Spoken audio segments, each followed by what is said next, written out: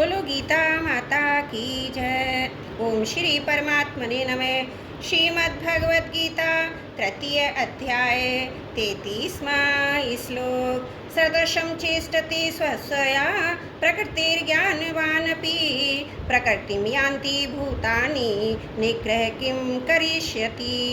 सभी प्राणी प्रकृति को प्राप्त होते हैं, अर्थात अपने स्वभाव के परवश हुए कर्म करते हैं। ज्ञानवान भी अपनी प्रकृति के अनुसार चेष्टा करता है, फिर इसमें किसी का हट क्या करेगा।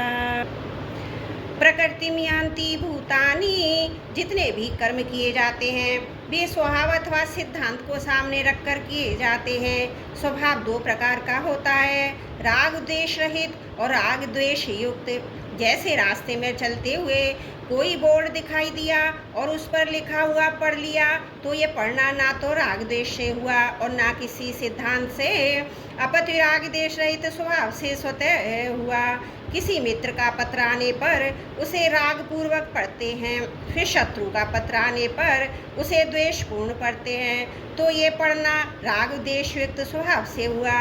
गीता रामायण आदि सतशास्त्रों को पढ़ना सिद्धांत से पढ़ना हुआ।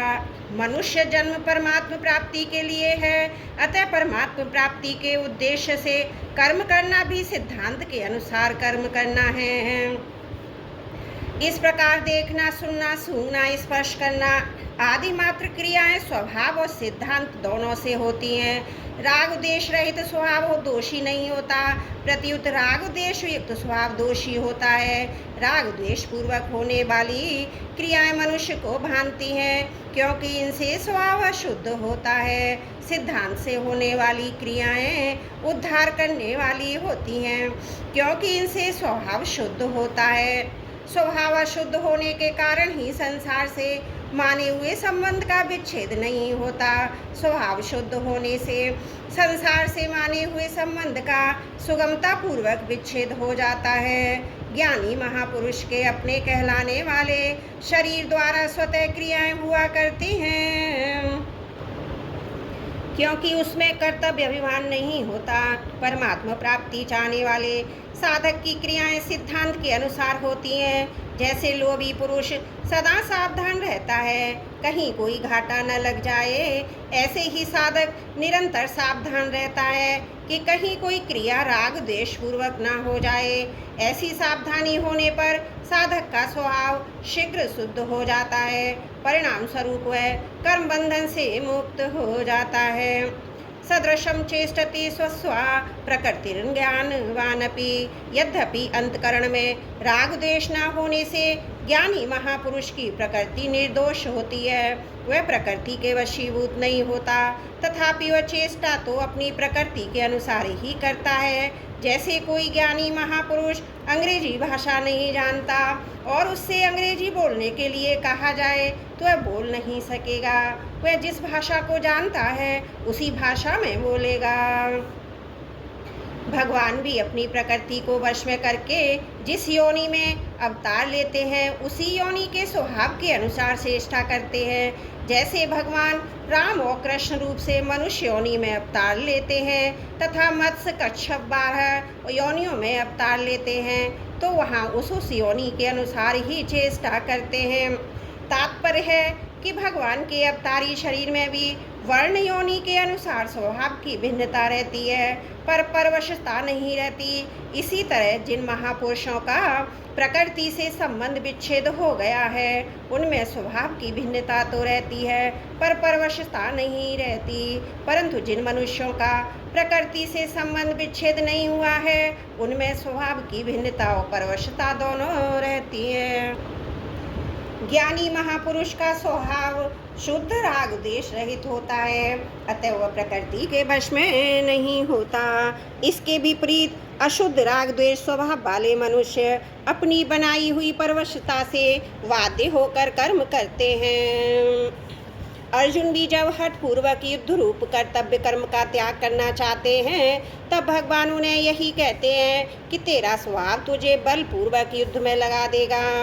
जैसे 100 मील प्रति घंटे की गति से चलने वाली मोटर अपनी नियत क्षमता से अधिक नहीं चलेगी, ऐसे ही ज्ञानी महापुरुष के द्वारा भी अपने शुद्ध प्रकृति के विपरीत चेष्टा नहीं होगी। जिनकी प्रकृति अशुद्ध है, उनकी प्रकृति बिगड़ी हुई मोटर के समान है। बिगड़ी हुई मोटर को सुधारने के दो मुख्य उपाय हैं: मोटर को खुद ठीक करना या मोटर को कारखाने में पहुंचा देना। इसी प्रकार अशुद्ध प्रकृति के सुधारने के भी दो मुख्य उपाय हैं: राग द्वेष से रहित होकर कर्म करना और भगवान की शरण में चले जाना। यदि मोटर ठीक चलती है तो हम मोटर के वश नहीं है, और यदि मोटर बिगड़ी हुई है तो हम मोटर के वश में हैं। ऐसे ही ज्ञानी महापुरुष प्रकृति के शुद्ध होने के कारण प्रकृति के वश में नहीं होते। अज्ञानी पुरुष प्रकृति के अशुद्ध होने के कारण प्रकृति के वश में होते हैं। जिसकी बुद्धि में जड़ता है और उसका महत्व, ऐसा मनुष्य कितना ही विद्वान को ना हो, उसका पतन अवश्य भावी है। परंतु जिसकी बुद्धि में जड़ता का महत्व नहीं है, भगवत प्राप्ति ही उसका उद्देश्य है, ऐसा मनुष्य विद्वान भी ना हो तो भी उसका उत्थान अवश्य भावी है। कारण कि जिसका उद्देश्य भोग और संग्रह ना होकर केवल परमात्मा को प्राप्त करना ही है, उसके समस्त भाव विचार कर्म आदि उसकी उन्नति में सहायक हो जाते हैं। अतः साधक को सर्वप्रथम परमात्मा प्राप्ति का उद्देश्य बना लेना चाहिए। फिर उस उद्देश्य की सिद्धि के लिए राग द्वेष से रहित होकर कर्तव्य कर्म करने चाहिए। राग द्वेष से रहित होने का सुगम उपाय है मिले हुए शरीर आदि पदार्थों को अपना और अपने लिए नाम मानते हुए दूसरों की सेवा में लगाना और बदले में दूसरों से कुछ भी ना चाहना। प्रकृति के वश में ना होने के लिए साधक को चाहिए कि वह किसी आदर्श को सामने रखकर कर्तव्य कर्म करे। आदर्श दो हो सकते हैं: भगवान का मत, श्रेष्ठ महापुरुषों का आचरण। आदर्श को सामने रखकर कर्म करने वाले मनुष्य की प्रकृति शुद्ध हो जाती है और नित्य प्राप्त परमात्मा तत्व का अनुभव हो जाता है। इसके विपरीत आदर्श को सामने ना रखकर कर्म करने वाला मनुष्य राग द्वेष पूर्वक ही सब कर्म करता है, जिससे राग द्वेष पुष्ट हो जाते हैं और उसका पतन हो जाता है। जैसे नदी के प्रवाह को हम रोक तो नहीं सकते पर नहर बनाकर मोड़ सकते हैं, ऐसे ही कर्मों के प्रभाव को रोक तो नहीं सकते पर उसका प्रभाव मोड़ सकते हैं। निस्वार्थ भाव से केवल दूसरों के हित के लिए कर्म करना ही कर्मों के प्रभाव को मोड़ना है। अपने लिए किंचित मात्र भी कर्म करने से कर्मों का प्रभाव मुड़ेगा नहीं। तात्पर्य है कि केवल दूसरों के हित के लिए कर्म करने से कर्मों का प्रभाव संसार की ओर हो जाता है। साधक कर्म बंधन से मुक्त हो जाता है। त्रुटियों के लिए क्षमा प्रार्थी हूँ। वसुदेव सुतं देवं कंस चारुण मर्दनम देवकी परमानंदम कृष्णं वंदे जगद्गुरुम्।